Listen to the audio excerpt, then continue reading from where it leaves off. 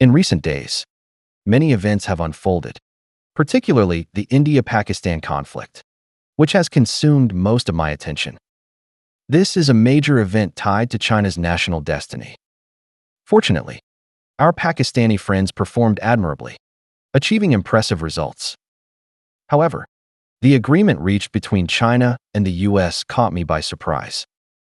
Given Trump's personality, I expected at least half a month of haggling, with the U.S. listing numerous preconditions, demanding China fulfill obligations before signing any deal. Unexpectedly, the agreement was signed swiftly. Even more surprising, Chinese diplomats praised U.S. personnel at a press conference, and the U.S. highly commended Chinese negotiators. This is the first such occurrence since the China-U.S. Cold War began in 2018. Many people are dissatisfied with the negotiation outcome, asking why the U.S. imposes a 30% tariff on Chinese goods while China only levies 10%. First, I must say that securing such a favorable interim agreement was entirely unexpected. I even suspected it was fake news until I confirmed it multiple times and made a video discussing this significant event. We must understand what a 30% tariff means. India currently faces a 26% tariff, Vietnam 46%, Mexico 25%, Japan 24%, and South Korea 25%, while Brazil enjoys just 10%, significantly lower than China. Japan and South Korea are close U.S. allies, almost like colonies. Meanwhile, India, Vietnam, and Mexico are seen as key nodes in the U.S. effort to decouple from Chinese supply chains.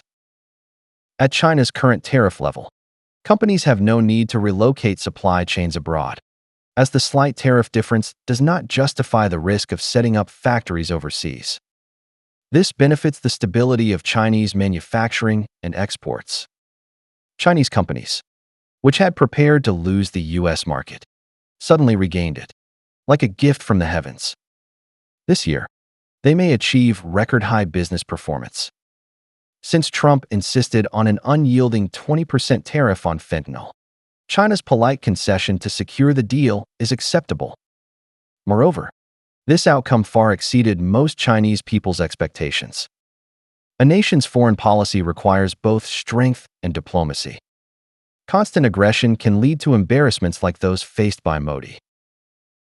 We must note that Trump's credibility is poor. 90 days from now, the two sides may face a new round of tariff wars. His compromise with China may stem from several considerations. First, a temporary tariff agreement can ease intense U.S. public protests over shortages and rising prices, allowing him to focus on international affairs. Second, the U.S. can use these 90 days to stockpile daily necessities and restricted Chinese goods like rare earths to avoid being caught off guard in the next tariff war. Third, after reaching a deal with China, Trump can focus on pressuring the EU, Canada, Japan, and South Korea to make greater concessions. For countries like India and Vietnam, which lack leverage, he will impose even harsher conditions. Thus, after the 90-day buffer period, or possibly even sooner, the U.S. may renege, and China and the U.S. will enter another round of tariff wars. However, the U.S. government must consider that such repeated reversals will severely damage its credibility.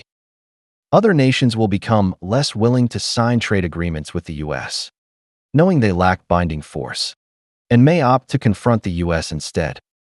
This China-U.S. agreement has left India, the first major nation to yield to the U.S., deeply embarrassed. India sacrificed its dignity, agreed to a series of U.S. demands, and fully cooperated, only to receive terms similar to China's, with the risk of further extortion. Even if Modi is naive, he will hesitate to accept Trump's conditions next time. Due to China's example, the EU, Canada, Japan, and South Korea will stand firm, refusing to concede easily to the U.S. While they argue, China can trade calmly with all parties, avoiding a passive position. The mutual dependence between China and the US is vastly different. China can easily find alternatives for US imports like agricultural products and energy.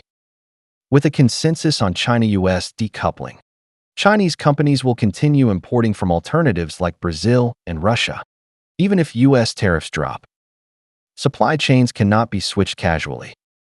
Companies will not import from the US just because goods are slightly cheaper, as a fallout 3 months later would leave them without suppliers.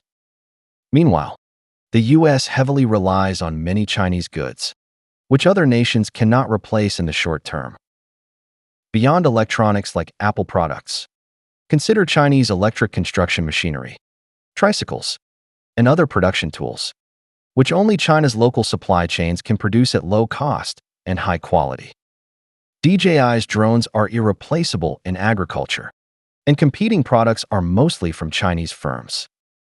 In fact, only large, unified markets like China and the US can support specialized hardware innovations like drones, action cameras, smart toilets, and electric toothbrushes. These cannot emerge in Vietnam or Mexico due to the lack of a large middle class and advanced lifestyles, nor in Canada or Australia due to insufficient market size to sustain companies. Thus, Chinese firms will secure massive orders during the temporary tariff agreement's buffer period, while US firms can only stockpile goods, with no relief for export pressures. The US gains face, but China gains tangible benefits. Since decoupling is inevitable, earning an extra day's profit is valuable. Every sale adds to China's capital. Those who regularly watch my videos know I deeply admire American values and appreciate the US's historical contributions to China. This year marks the 80th anniversary of the victory in the global anti-fascist war. We will not forget that over 80 years ago, American pilots fought bravely to defend Chinese airspace. The heroic deeds of General Chennault's Flying Tigers and the subsequent 14th Air Force are still widely celebrated in China. Every bomb the US dropped on Japan helped the Chinese people uphold justice. Yet history has shifted.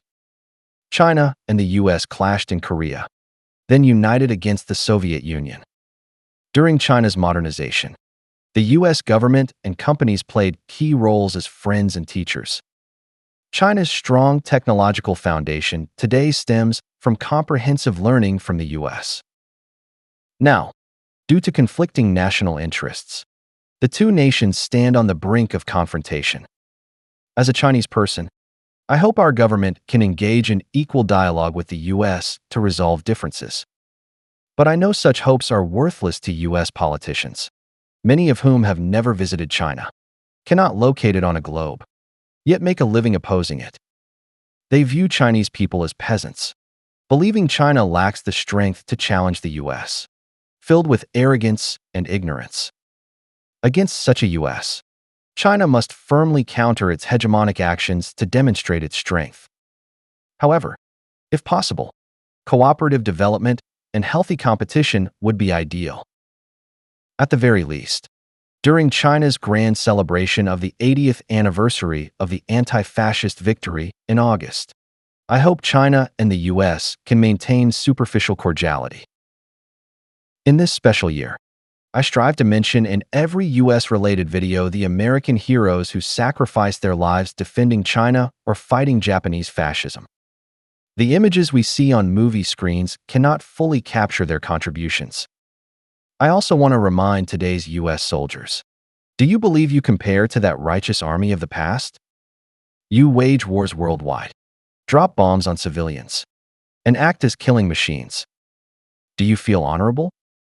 In a future conflict with China, you will hold no advantage in weapons or equipment. Recall the fear instilled by the Chinese volunteers, for you will face firepower hundreds or thousands of times fiercer, with unprecedented weapons, equipment, and advanced tactics.